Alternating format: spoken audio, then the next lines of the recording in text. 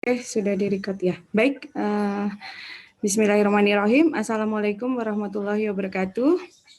Waalaikumsalam warahmatullahi wabarakatuh. Alhamdulillah pagi ini ya, pagi yang segar ini kita bisa ketemu lagi di DAI 3 pekan ke-5 ya. Mudah-mudahan selalu sehat semua. Baik, sekarang kita masuk materi konsep perancangan ya. Sebelum saya masuk ke slide berikutnya, saya ingin bertanya dulu sih, di DAI 2 kan tentunya sudah konsep juga ya, proses perancangannya sama ya. Nah, ada yang bisa menjawab dulu mungkin konsep itu apa? Mereview dari pembelajaran di DAI sebelumnya. Jadi saya ingin tahu apa masih banyak yang ingat atau udah lupa atau gimana. Konsep itu apa sih yang kalian pahami sebelumnya? Silakan, ada yang mau jawab? Konsep perancangan sudah melalui sebenarnya di DAI 1 kalian secara tidak langsung sudah melakukan sebuah konsep gitu ya, walaupun konsep itu tidak dituangkan secara detail gitu ya, tapi sudah melakukan sebuah proses konsep gitu. Nah di DAI 2 itu sudah lebih dirumuskan gitu ya, dirumuskan sehingga dituangkan dan terstruktur. Nah di DAI 3 ini sama seperti itu juga, dituangkan lebih terstruktur lagi gitu kan. Jadi prinsipnya sama, nanti di DAI 4 juga seperti itu, DAI 5, 6 dan seterusnya. Kalau di DAI 1 memang masih pengenalan.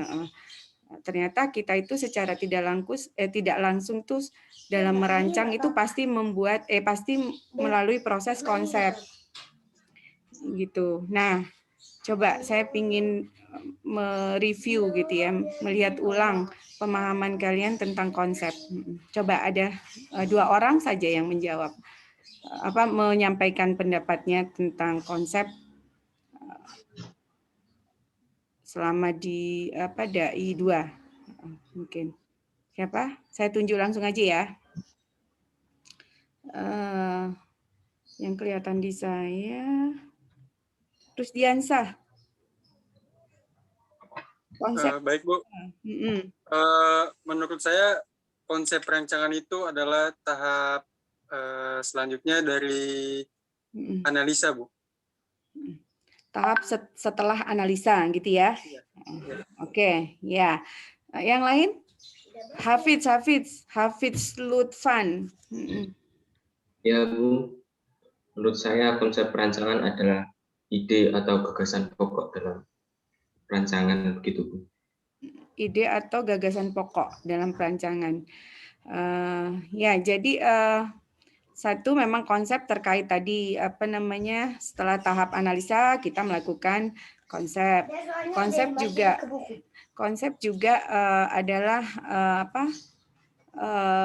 merupakan ide-ide atau gagasan gitu ya. Ide-ide atau gagasan juga.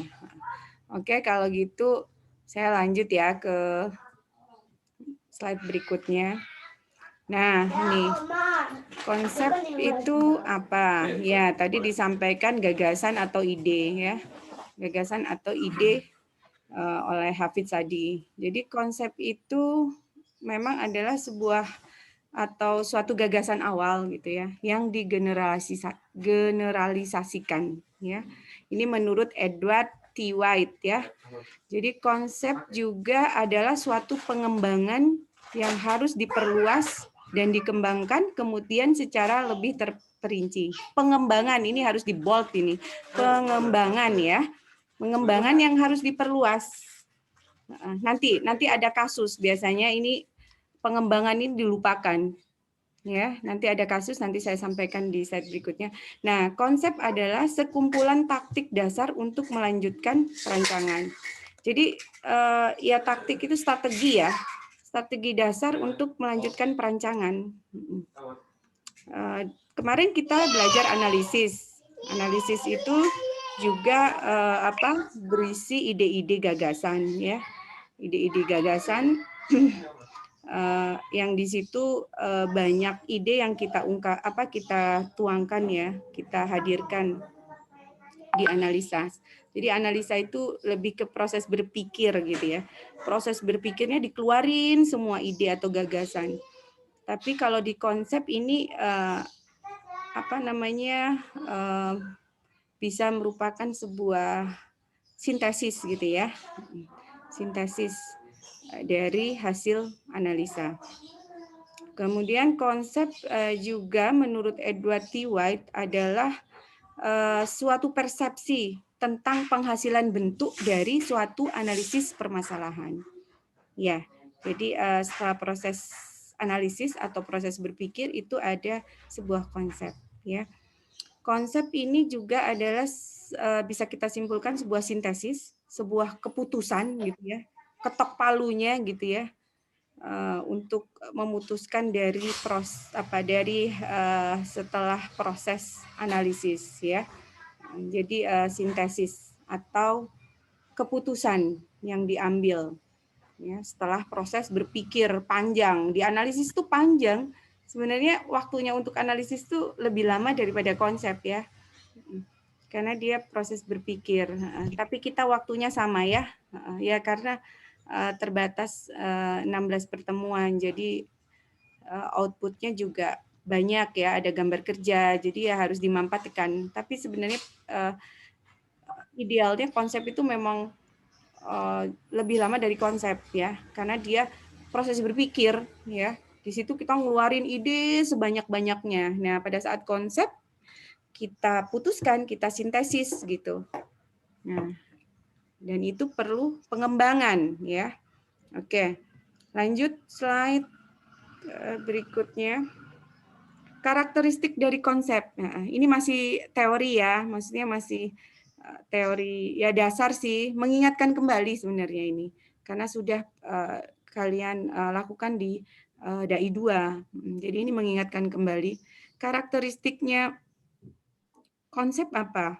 Karakteristik itu bisa disebut juga ciri ya. Ciri-ciri dari konsep adalah itu konsep berasal dari analisis masalah atau paling tidak pada permulaannya didorong oleh analisa tersebut. Jadi jadi konsep itu harus melalui proses analisa dulu gitu ya. Karena konsep itu didapat dari mengambil kesimpulan dari proses analisis gitu ya. Kemudian konsep juga bersifat umum dan dasar dalam karakter. Ya, makanya kita mulai dari melihat lagi analisa gitu ya. Kalau sekarang kita kan memang metodenya cyclic ya. Cyclic itu seperti yang telah kalian lakukan, jadi prosesnya lebih linier gitu ya. Ide pertama apa, kemudian dibawa ke tahap selanjutnya, kemudian dibawa lagi. Nah, konsep juga nanti tentunya diambil dari hasil analisis ya. Misalnya analisis tapak ya. Nanti ada konsep tapak. Nah, analisis tapak kan ada beberapa ide.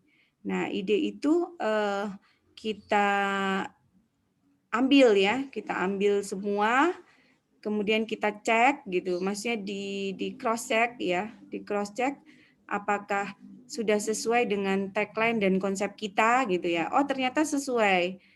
Oh, oke. Tapi bukan berhenti sampai di situ, tapi dikembangkan. Pada saat kita membuat sebuah konsep, pada saat kita memasuki konsep itu ada pengembangan karena di sini setelah tagline kan lebih general. Nah, di konsep nanti ada konsep dasar itu sudah lebih spesifik, sangat lebih khusus gitu ya. Nah, sehingga perlu di cross check. Oh, sepertinya kurang nih di konsep tapak. Kayaknya kok belum ada prinsip apa yang kalian ambil gitu belum diterapkan, itu dimasukkan.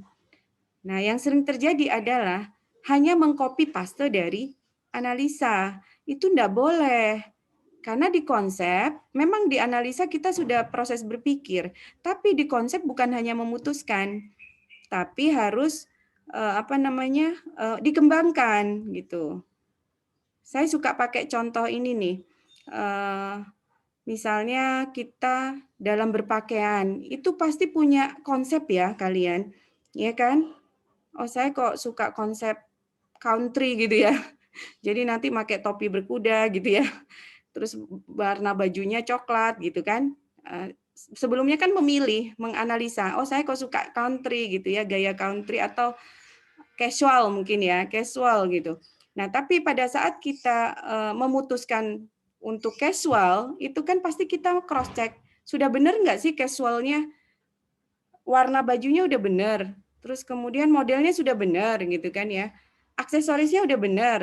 Oh ternyata ada yang kurang. Pada saat dianalisis tidak terpikir gitu. Nah itu dimasukkan, bukan hanya mengcopy gitu ya, mengcopy. Oh ya sudah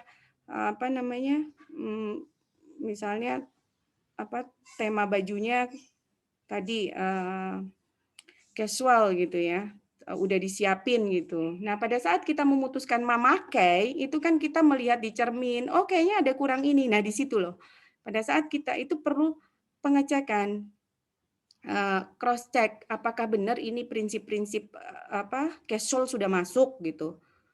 Nah kalau belum itu ditambahkan, harusnya ada yang ditambahin gitu, harus itu wajib gitu ya, bukan copy paste atau persis gitu dari analisa ya gitu ya. Jadi konsep bersifat umum dan dasar dalam karakter. Kemudian lanjut ke karakteristik yang ketiga, konsep itu memerlukan dan juga harus mencakup pengembangan lebih lanjut ya. Pengembangan ini ya maksud saya, jadi perlu pengembangan lebih lanjut ya. Nanti pada saat kalian melakukan konsep, membuat konsep itu harus ada pengembangan ya dari hasil analisa ya. Lanjut, konsep dalam perancangan itu seperti apa? Nah, ini sama. Jadi saya di sini menekankan bahwa konsep itu tahapan pengembangan rancang setelah tahap analisis dan merupakan tahapan pengembangan ide dan solusi terhadap permasalahan. Pengembangan ide dan solusi. Kan di analisa, kalian kan memang mencari solusi terhadap masalah yang ada. Misalnya analisa tapak. Analisa tapak ada masalah matahari, kondisi existing matahari. Oh, ternyata di tapak matahari tapaknya menghadap barat misalnya gitu ya. Tapaknya menghadap barat. Berarti kalau sore hari atau mulai dari jam 2 sinar matahari panas tuh dari barat ya. Nah, itu kan permasalahan. Nah, di analisis kalian ngasih banyak ide. Ide satu dengan secondary screen kedua, kemudian dikasih apalagi di situ mungkin bukaan dikurangi gitu ya. Karena panas jam 2 sampai sore itu nggak nyaman. Panasnya udah nggak sehat gitu kan, itu masalah.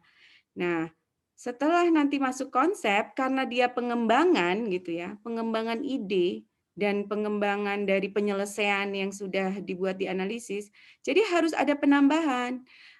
Paling enggak gitu ya, ide yang paling sederhana. Secondary screen-nya kayak gimana detailnya? Itu paling sederhana. Ya, ide yang paling sederhana, pelitnya ide.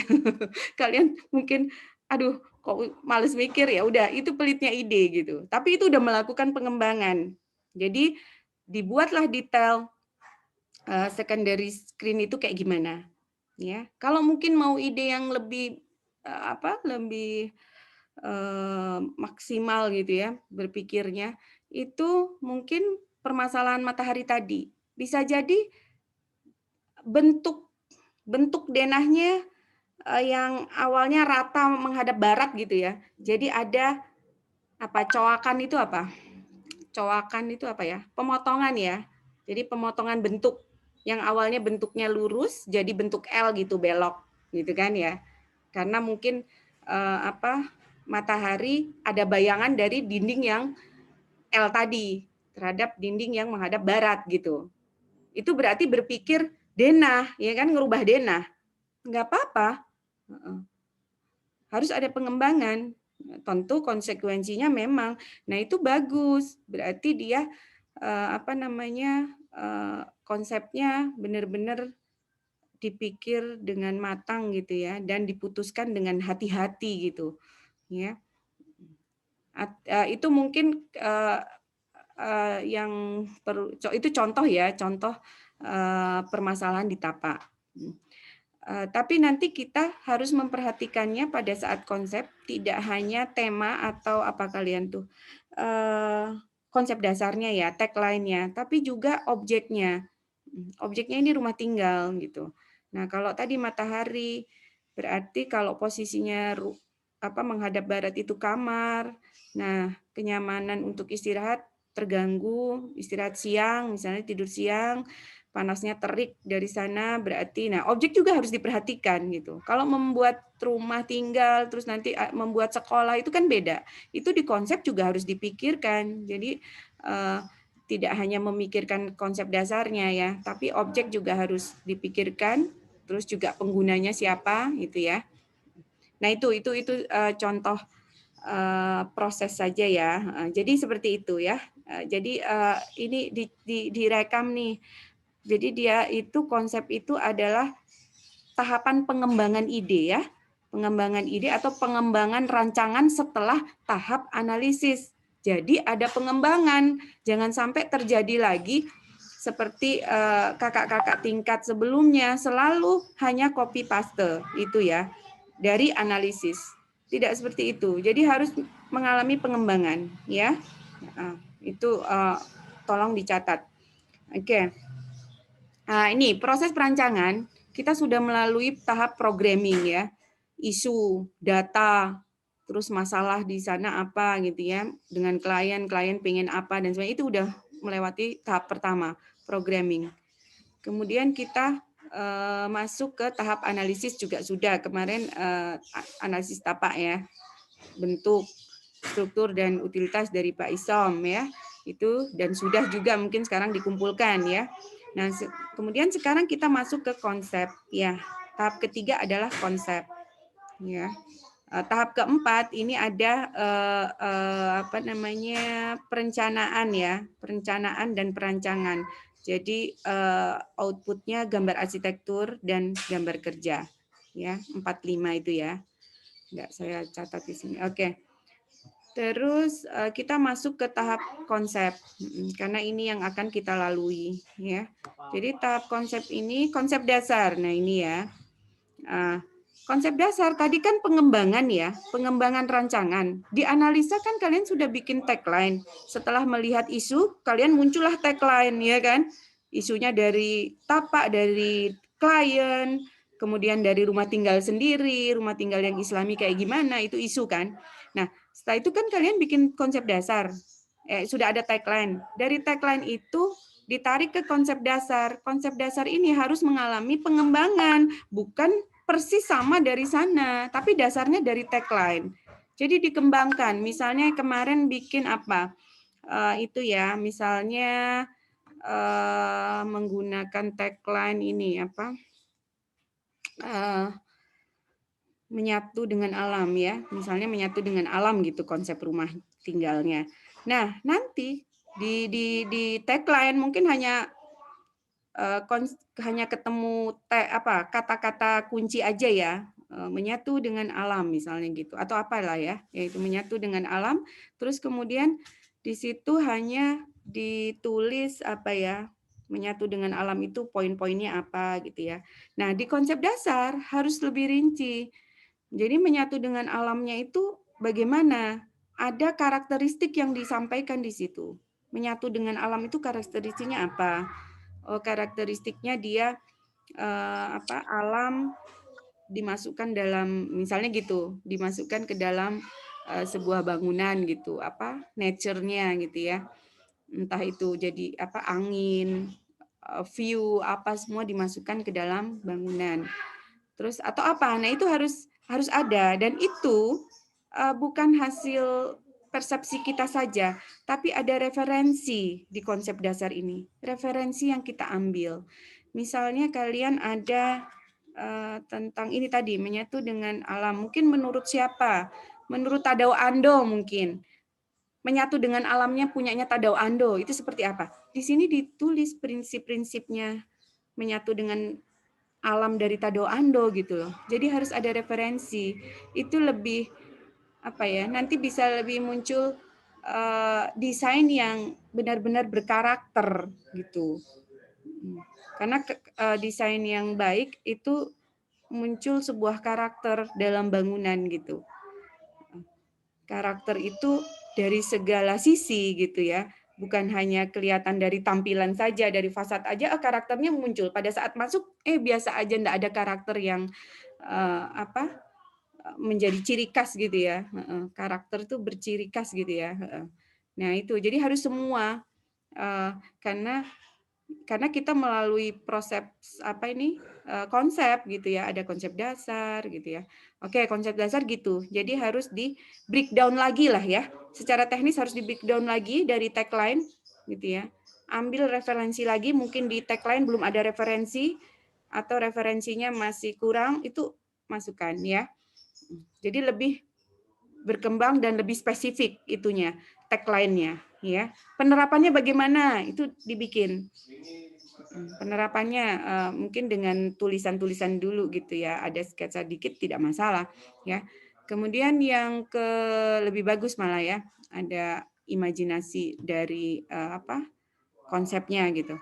Kemudian lanjut ke konsep tapak. Ya, nanti saya jelaskan konsep tapak, kemudian konsep ruang, konsep bentuk, konsep struktur, konsep utilitas ya, ini bisa ditambahkan konsep utilitas.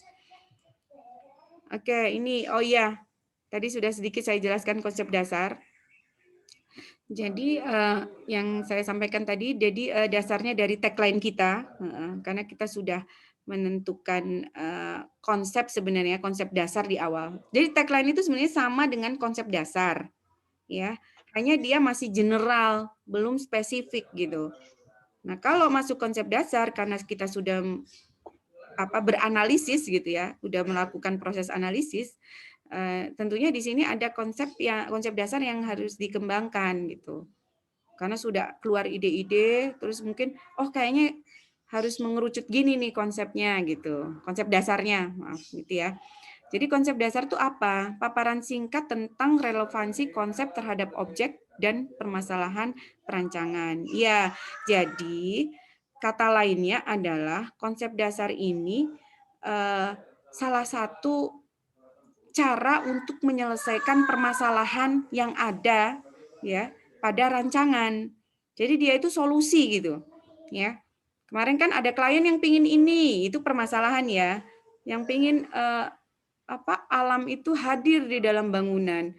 Terus mungkin juga permasalahannya tapaknya, di sana ternyata padat gitu ya, pemukimannya padat, ruang terbuka terbatas.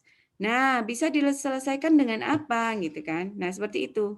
Jadi konsep dasar itu salah satu cara untuk menyelesaikan permasalahan gitu ya.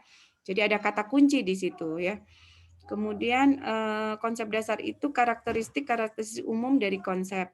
Ya, jadi dijabarkan tadi saya bilang bisa di breakdown ya dari tagline, ada karakteristik gitu dari konsep dasar yang diambil ya. Karakteristiknya apa, ciri khas ya, ciri khasnya dari atau karakter dari misalnya kalian bikin rumah tinggal rumah tinggal Islam itu mungkin yang rumahku surgaku. Nah, itu karakteristiknya apa gitu. Rumahku surgaku itu apa? Kayak gimana karakteristiknya? Di dalam nyaman gitu ya, sejuk gitu ya, di dalam ruangan tidak gerah gitu ya. Penghuni nyaman lah di situ. Mungkin itu gitu ya. Dan itu harus bereferensi gitu ya. Walaupun nanti kita kaji referensinya gitu ya. Ada pendapat dari kita, tapi rujukannya dari referensi apa gitu kan. Oke. Seperti itu ya, jadi berisi karakteristik-karakteristik umum ya. Kemudian penerapan karakteristik di seluruh aspek arsitektural. Jadi karakteristik tadi misalnya rumahku surgaku tadi. Contohnya kenyamanan di dalam ruang, sejuk gitu ya, tidak perlu pakai teknologi pendingin, misalnya AC dan lain-lain, itu tetap nyaman dengan sirkulasi udara yang bagus. Nah, itu bagaimana penerapannya pada ruang, misalnya bicara ruang. Berarti ruangnya sirkulasi anginnya harus bagus gitu kan. Kemudian bukaan jendela harus tepat gitu kan. Mungkin kalau ditapak gimana supaya rumahku surgaku tercapai. Surga itu katanya di situ mengalir air dan sebagainya. Oh, mungkin di sini bisa diterjemahkan mungkin ada kolam gitu ya dengan dengan ruang terbuka hijau gitu di dalam ruangan atau gimana gitu. Nah, itu harus diterapkan gitu di aspek arsitekturalnya gitu kan. Sirkulasi misalnya. Oh, ternyata kalau rumahku surgaku itu luas, lapang, jadi sirkulasinya nyaman, antara penghuni nggak saling tabrakan, gimana deh, walaupun lahannya sempit. Nah, itu tugasnya arsitek untuk memikirkan pemecahan masalah tersebut gitu ya.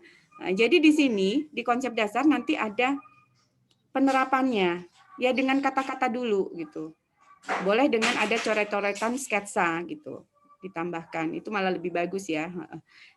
Tapi paling mudahnya kan kita berproses dalam mendesain, kalian dai 3 ya, dengan kata-kata dulu juga tidak apa-apa ya, bertahap walaupun kita arsitektural, jadi memang gambar itu harus dominan gitu ya, tulisan itu hanya menjelaskan, tapi nggak apa-apa berproses. Oke, itu ya, itu tentang konsep dasar. Tahap selanjutnya konsep tapak. Konsep tapak ini meliputi ya itu final dari analisa ya, karena ini metodenya cyclic kalian bawa, tapi tadi yang seperti saya sampaikan terus di cross check lagi konsep dasarnya apa, sehingga pada saat penerapan di tapak ada penambahan apa gitu ya. Oh, mungkin ternyata di sini itu perletakan entrance. Ternyata perletakan entrance kok tidak sesuai dengan konsep dasar yang saya terapkan. Itu perbaiki, dikembangkan, ditambahkan. Oh, mungkin yang awalnya tadi menghadap jalan gitu. Karena konsepnya apa gitu, akhirnya entrance itu sangat mengganggu kalau menghadap jalan gitu, karena punya konsep yang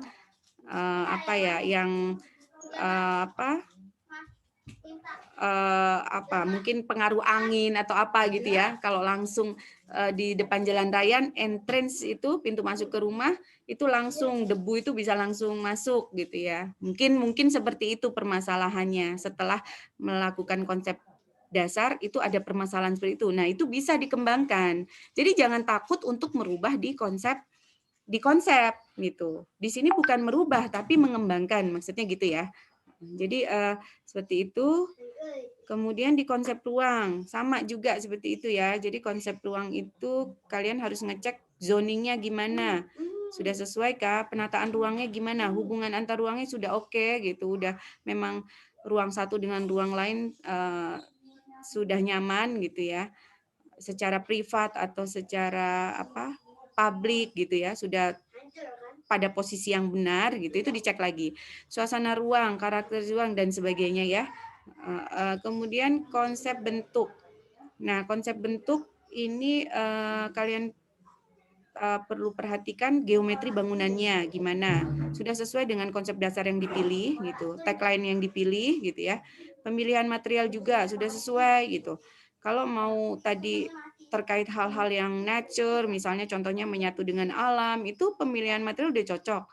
Nanti tidak sesuai dengan konsep dasar, itu perlu ada penambahan atau pengembangan ide di sini ya.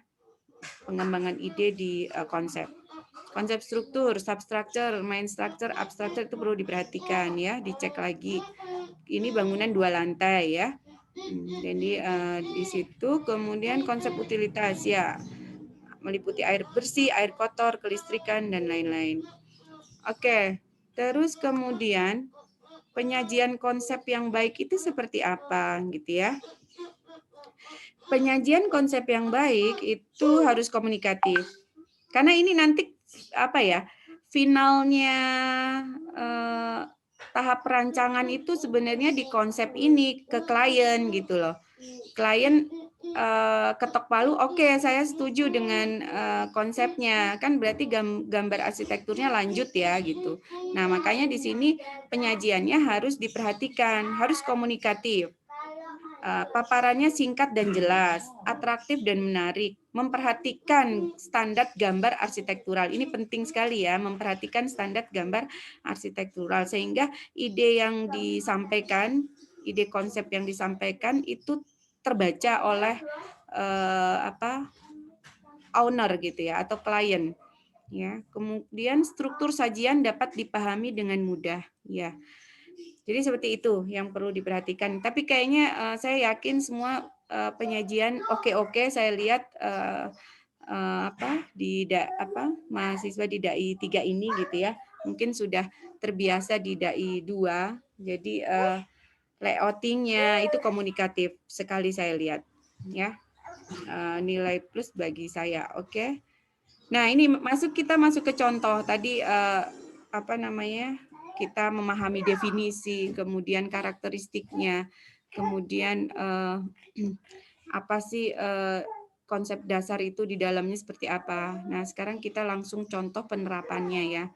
Jadi ini ada contoh konsep dasarnya itu sustainable for life gitu ya.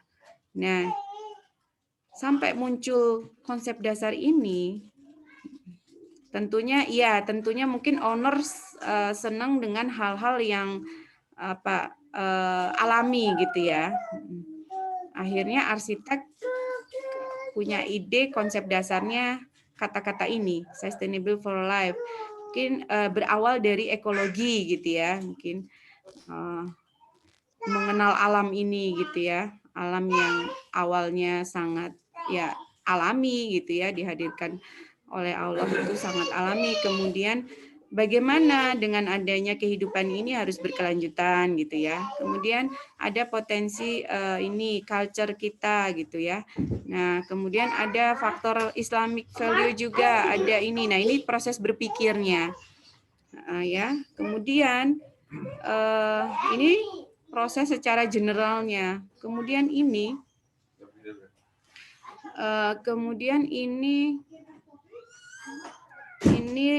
ini lebih spesifiknya gitu ya. Di breakdown ekologi itu apa gitu ya. Nah, ini ekologi itu ramah lingkungan, kemudian harus seperti ini. Nah, ini perlu di breakdown yang akhirnya muncullah ini gitu ya. Muncullah ini. Awal berpikirnya ini. Jadi ini berpikir generalnya ini. Kemudian mengerucut ke sini gitu ya. Nah, kemudian ketemulah ini gitu. Ya. Nanti kalian harus membreakdown seperti itu gitu. Ya, penyajiannya bebas asalkan tadi komunikatif, mudah dibaca gitu ya. Nah, seperti ini contoh ya. Ini contoh. Kemudian ya, nilai-nilai Islam dimasukkan. Oh, ternyata sustainable sesuai dengan nilai-nilai Islam. Oh ya sudah, akhirnya muncullah kata-kata ini gitu. Karena ini sudah mencakup semua aspek yang diinginkan gitu. Ya, itu contoh. Kemudian sebentar. Contoh berikutnya.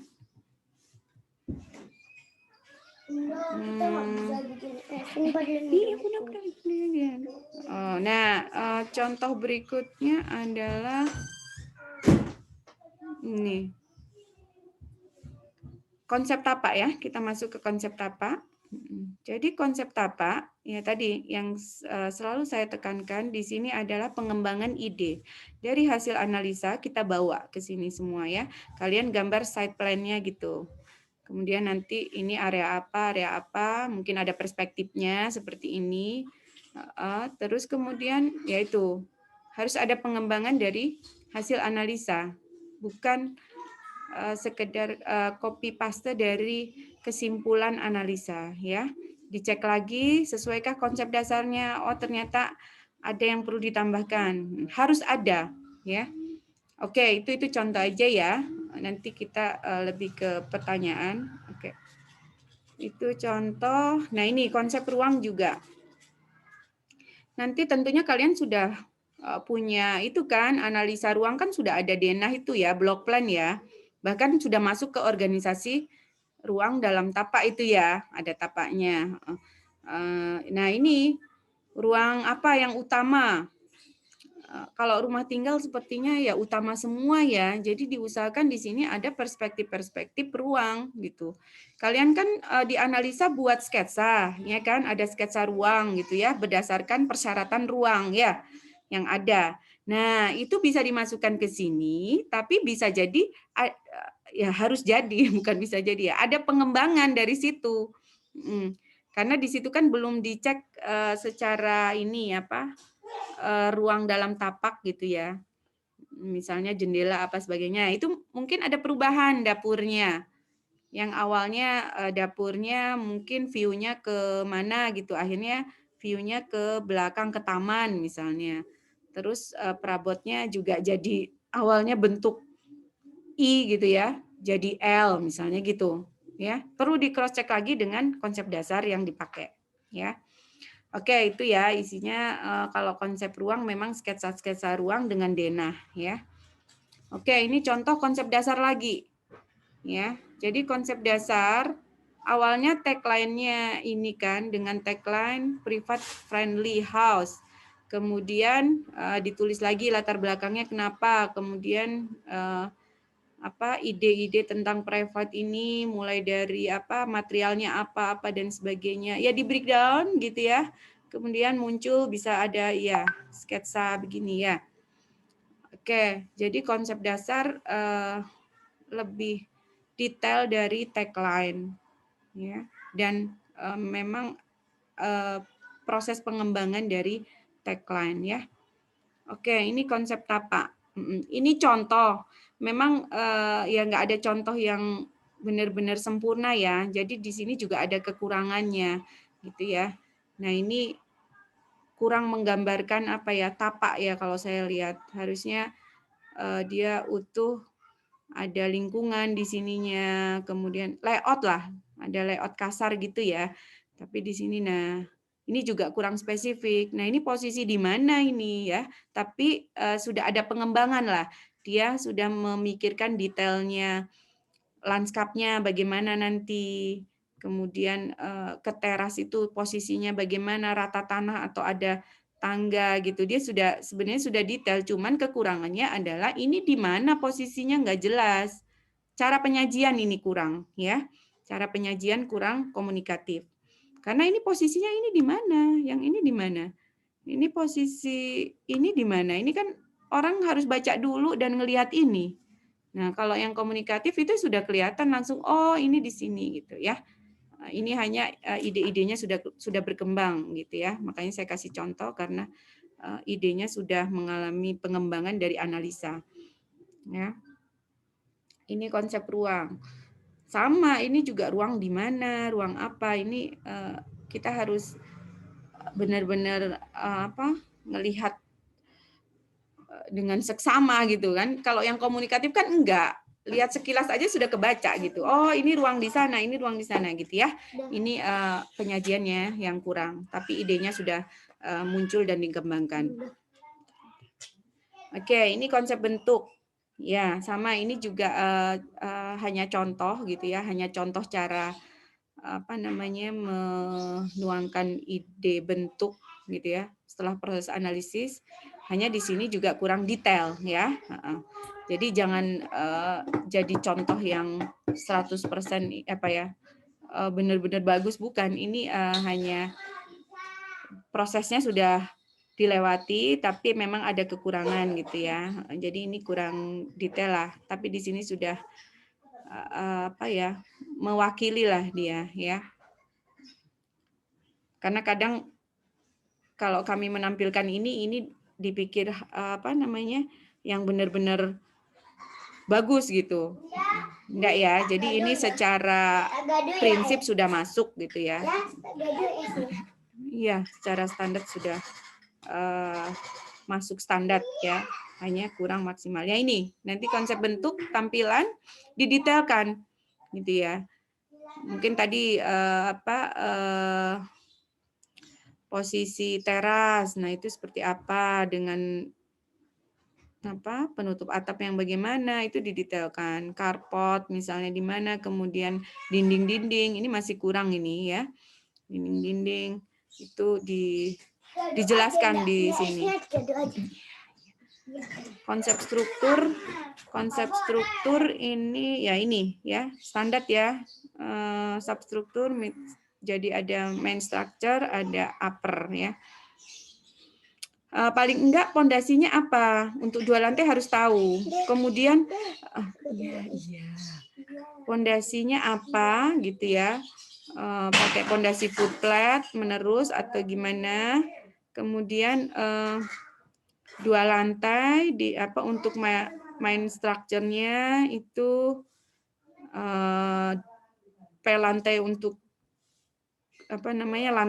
struktur lantai untuk lantai keduanya seperti apa gitu ya, itu harus dijelaskan. Paling enggak ya kita memang bukan sipil tapi ini harus jelas, harus secara garis besar strukturnya sudah benar gitu. Atap, kalau penutup atapnya pakai baja kayak gimana struktur atapnya itu harus tahu. Walaupun kita nggak perlu detail itu sampai berapa ukuran baja detailnya gitu ya. Tapi strukturnya harus tahu dan pakai baja berapa gitu. Ya. Kalau kayu, nah struktur rangka kayu bagaimana gitu kan. Itu harus tahu. Bukan hanya sekedar ngambil atau melihat, tapi harus sesuai dengan bentuk bangunan kita, ya. Jadi perlu diperhatikan juga konsep struktur, karena konsep struktur ini berbahaya. Kalau strukturnya salah, gitu ya, nah itu akan berdampak sangat berbahaya bagi pengguna, ya. Oke, itu dari saya. Konsep utilitas air bersih, air kotor perlu juga. Jadi untuk rumah tinggal penting. Di sini saya tidak ada contohnya, tapi tolong dimasukkan karena untuk air bersihnya itu bagaimana posisi sumber airnya. Kalau sumur itu jangan dekat air kotor. Misalnya ada septic tank. Nah itu perlu ya. Itu ditambahkan. Di sini saya tidak menghadirkan di slide. Jadi tolong konsep utilitas juga dimasukkan karena penting, terutama air bersih, air kotor ya, karena itu kehidupan bagi rumah tinggal gitu ya. Jadi perlu dimasukkan. Baik, itu dari saya. Mungkin ada yang mau ditanyakan terkait konsep. Silakan.